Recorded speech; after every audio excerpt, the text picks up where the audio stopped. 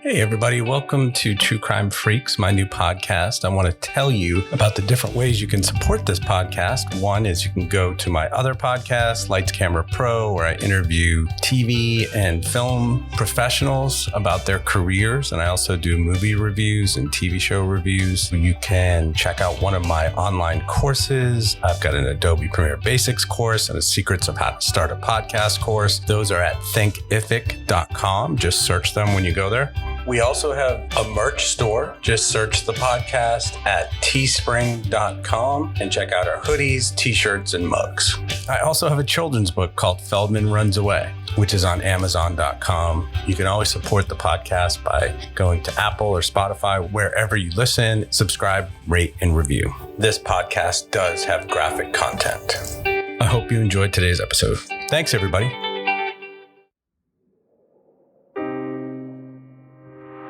This episode is called Why Did Ted Bundy Become a Serial Killer? And Ted Bundy's Letters. Ted Bundy was a clinical psychopath. He could feel fear, but couldn't sense danger, which made a seemingly normal guy like Bundy confident and deadly.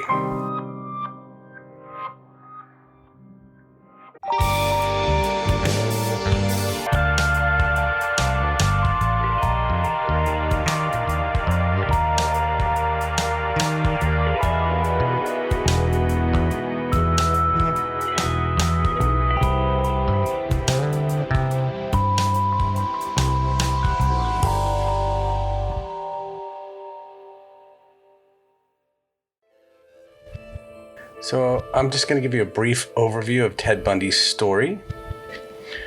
Okay, so Ted Bundy, as a teenager, was a peeping Tom.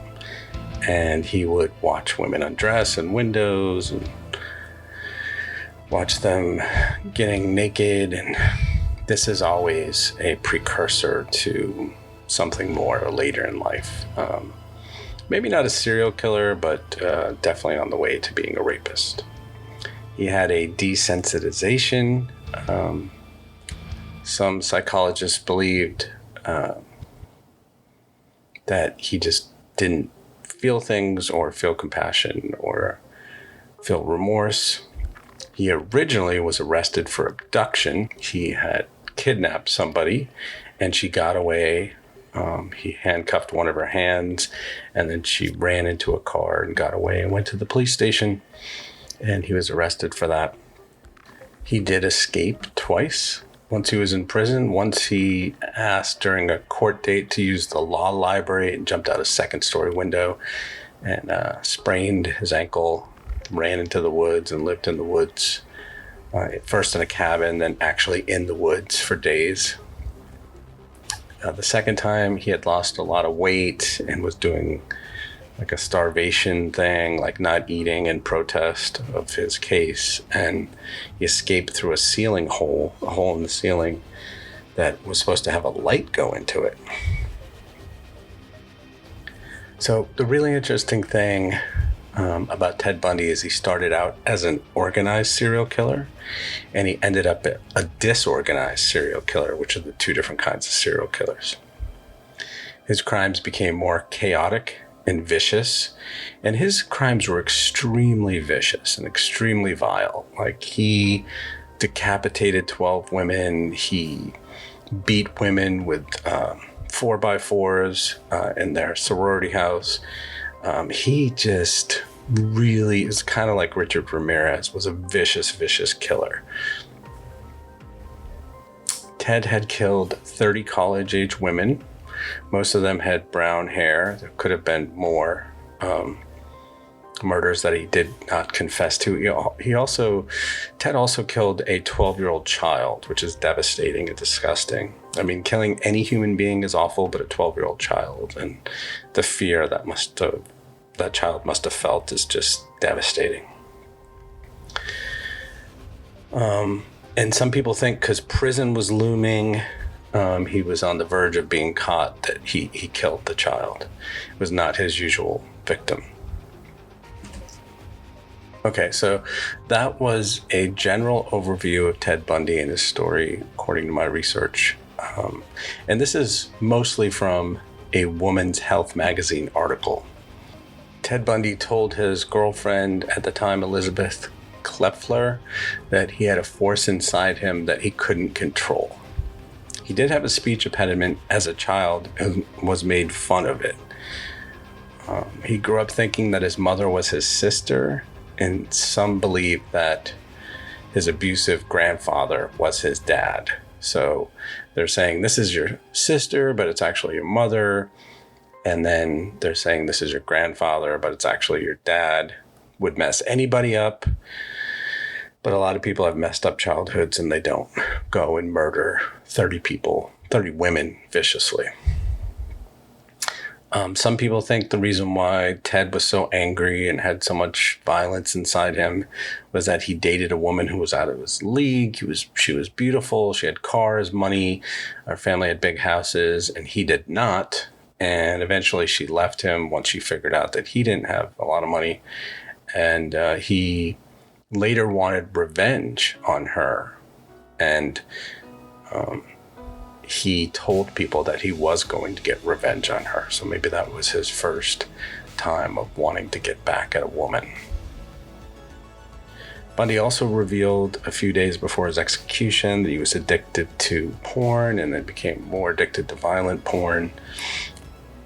And he wanted to live out the fantasies of this violent porn. So we have seen there possible reasons why Bundy may have become a serial killer, probably filled with rage because of his unfair and hard life. But once again, not all people who have a hard life become serial killers, and not all people that have had hard lives viciously attack innocent women. Young women in their 20s who have their whole lives ahead of them. I mean, I think about this because my daughters are going to college. And let's not forget, he also killed a 17-year-old girl and a 12-year-old girl. So this guy was a vicious murderer with no remorse, and he should have never had fans. He had a ton of fans who showed up to his court dates. Some women had dyed their hair brown because that was his type, and parted in the middle because that was also his type. And he is just the worst of humanity. Got away with it for so long. And it's possible that he murdered even more than 30 people. Okay, so now we're going to get into his letters. We know his reasons for becoming a serial killer, and we have a general idea of why he committed his heinous crimes. So let's read some of his letters that he wrote and his girlfriends wrote to just see if we can get a little insight into this guy and how he operated. Bundy sent a Christmas card to someone named Chuck that read, "I send my best wishes that this Christmas will be your most joyous and that your new year will be filled with love and peace. Ted." Bundy had a bunch of girlfriends. One he eventually ended up marrying, but this girlfriend's name was Liz, and he had thought she had found someone else and had written this letter. "It's Friday evening. You're gone, and I've never been so alone in my life. The memory of your face haunts me. The memory of our times together is so fine that the fact that I've lost you seems unreal. I'm perfectly stunned. Cigarette upon cigarette does nothing. You've left, and I can think of nothing but that I love you. I love you now. I loved you in the past. I'll love you as long as I draw breath." Oh my God, this is just starting to get really over the top. "With tears in my eyes, I'll punish myself. Shaking my head, I can't believe I have driven you to find someone else. Your smile, your hand in mine, your loving daughter, the three of us together. These memories are the fondest memories I can ever hold. My insensitivity has destroyed everything. I am looking inward as you told me to. I love you. I want you forever. Love, Ted." Okay, so I don't even know if this is speculation, but supposedly he's talking to this woman, Liz, and I read somewhere I think in this Women's Health article, that he molested her daughter. So he's one of these guys or these psychopaths that acts like he loves you so much and he just wants to be with you and every breath is for you, but I'm also gonna murder people and molest your daughter. Like the person that you see, the charming, he used to wink at the camera in the courtroom and smile and wink at women in the courtroom and smile. This charming, nice, average guy who, became his own lawyer and pleaded his case before the judge and in front of his fans in the courtroom. He's not who he seems. He is a vicious, disgusting murderer, and people only see the sweet, nice guy who writes love letters, and probably his girlfriends did too. But eventually they came around, and eventually Liz left him. Okay, so I wanted to include this letter. I found this letter and spent a lot of time reading about it. There was a young girl who disappeared who is 8 years old, and they never found her. And Ted Bundy is writing a letter to Beverly, her mother. The girl's name is Anne Marie Burr. And it's really sad because he probably did it. He lived in the neighborhood. He delivered papers in the neighborhood. He had an uncle who lived 8 blocks away from this woman's house, and this girl was just supposedly playing in her yard and disappeared. And he never admitted to it. He's not admitting to it in this letter, but let's just see what he writes to the missing girl's mother. She's been missing for years. Dear Beverly, thank you for your letter. I can certainly understand you doing everything you can to find your daughter. Unfortunately, you have been misled by what can only be called rumors about me. The best thing I can do for you is to correct this rumor, these falsehoods. First and foremost, I do not know what happened to your daughter, Anne Marie. I had nothing to do with her disappearance. You said she disappeared August 31st, 1961. At the time, I was an abnormal 14-year-old boy. I don't know why he wrote abnormal. I think he means normal. I did not wander the streets at night, and it stops there. So obviously, the mom is asking where her daughter's body was. She wants closure. She wants to bury her, have a proper burial. Anne Marie was 8 when she disappeared, and they never found the body, and Bundy never admitted to any wrongdoing.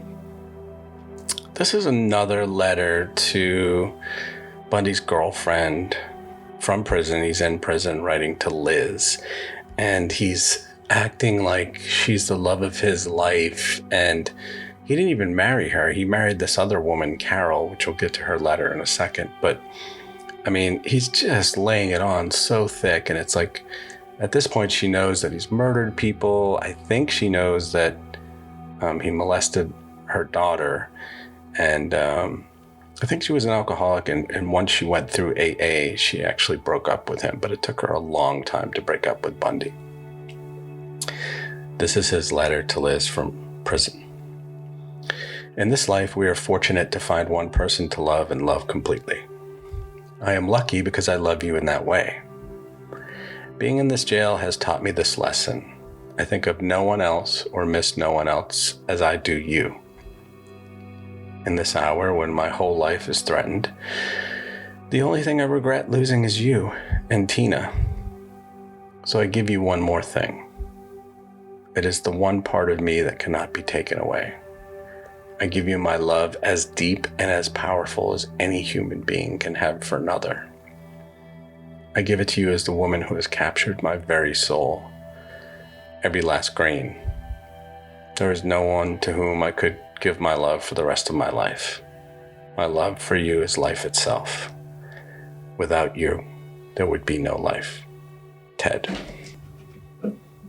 This guy is such a piece of work. I mean, he's saying all this stuff to Liz, and I'm assuming that he's sending letters to Carol, who he's married to, at the same time, or even if they're at different times, it's like the same thick bullcrap that he's laying on. He's just literally making stuff up because he can't feel any empathy, compassion, or remorse. He probably can't even feel love. Okay, so even though Bundy later told a reporter that his love for Liz was destabilizing, he tried to kill her once. He admitted this to Liz by closing off the chimney in her house. And Liz said she woke up one morning, was coughing a lot because she had all the smoke in her lungs, and Bundy had tried to actually kill her. We also know that he molested her daughter. It seems that there were two Ted Bundys, the charming, loving boyfriend and the murderer and molester. Liz eventually called off the relationship with Bundy. Okay, so I'm just realizing this before I read this, that actually what she's talking about in this letter is him trying to escape. She's asking him not to escape because he's already tried escaping before, and she's actually asking him, there's other ways to get out of this than escaping. All you're going to do is add time to your prison sentence if you try and escape and get caught again. So just stay the course. The lawyers will do their thing, and eventually you'll get out and we'll be together again. That's essentially what she's saying in this letter. Okay, we're going to end this episode with a letter from Carol Ann to Bundy in prison. Carol Ann eventually married Bundy, and this is a letter where she's missing him. This was written in 1977. This is not another one of my letters of explanation following a telephone conversation. I am able to joke on the phone, conduct business on the phone, but have some difficulty expressing my heart and soul on the phone. My thoughts jam up when I'm feeling intense, and without hands and a face to complete the expression, I'm helpless. The things I wish to say sound corny inside my head. Tonight I wanted to say so much to you, but didn't know how to get it across without sounding trite or eccentric. So my most dear friend, I will try now. I understand the solutions you see to your problems, especially your preferred one. But I keep feeling, even when my mood is black or bleak, so very strongly that there is something else, another way, something that hasn't happened yet. It's not a mystical sense that some sort of rightness about the universe will flip the situation over. An extremely unfortunate set of events and people have put you, most unjustly, into your cell in Garfield County, Colorado. There is a way, one at least, to get you back out of that maze. Finding it, making it happen, hasn't taken place yet, but I am dead certain it is there, and I am dead certain that it will happen. That, barring your solution, you and I will be able to go out and have a beer. Just like normal folks. Love, I am so positive that even though I have no idea of when or how or where, I am looking forward to it. Always, all my love, Carol Ann. Okay, so that's going to wrap it up for this episode. I will tell you that Ted Bundy is a rabbit hole, and you can just go to article and website, and there's blogs about him. You can just go down a rabbit hole for days researching him. There's so much stuff on him. And the Netflix film, Extremely Wicked and Vile, or whatever the name is, with Zac Efron is really pretty good. So if you're interested in seeing a film about the story, go check that out. I do want to mention that I kind of figured something out. I have all these listeners in the United States, but I also have ones in internationally, and I put a little blurb in one of the couple of the podcasts saying, hey, if you're in India, if you're in Australia, if you're in Japan, if you're in China, if you're in Russia, listening to this podcast, please tell me where you're listening from. Go to social media, Post it on Facebook or Twitter or Instagram or the True Crime Freaks social media.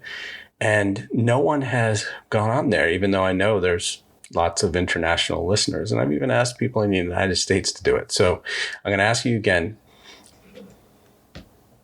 if you guys are listening in the United States or internationally, there's people now in Peru, there's people in Brazil and Mexico, Canada, wherever you're listening from, please go to True Crime Freaks Instagram, Twitter, Facebook. I'm also on LinkedIn. Just let me know where you're listening from. And even better than that would be, to let me know what episodes you liked, or you can also tell me what you'd be interested in me doing an episode on. If there's a person I haven't covered, a serial killer or a missing person case, and you want that covered. We used to do this in the clubhouse, ask people what they wanted us to do podcasts about. It would be great. It'd be great to get feedback. So I'm looking forward to that. Thanks for listening, guys. See you next week in the next chilling episode of True Crime Freaks, you freaks. Thanks so much. Sean signing off. Hey, everybody. Welcome to True Crime Freaks, my new podcast. I want to tell you about the different ways you can support this podcast. One is you can go to my other podcast, Lights Camera Pro, where I interview TV and film professionals about their careers. And I also do movie reviews and TV show reviews. You can check out one of my online courses. I've got an Adobe Premiere Basics course and a Secrets of How to Start a Podcast course. Those are at thinkific.com. Just search them when you go there. We also have a merch store. Just search the podcast at teespring.com and check out our hoodies, t-shirts, and mugs. I also have a children's book called Feldman Runs Away, which is on Amazon.com. You can always support the podcast by going to Apple or Spotify, wherever you listen, subscribe, rate, and review. This podcast does have graphic content. I hope you enjoyed today's episode. Thanks, everybody. Thanks to Joseph McDade for the music. I will see you next time in the next chilling story on True Crime Freaks. Thanks for listening, everybody. Have a great day. I'm Sean Bertord. Take care.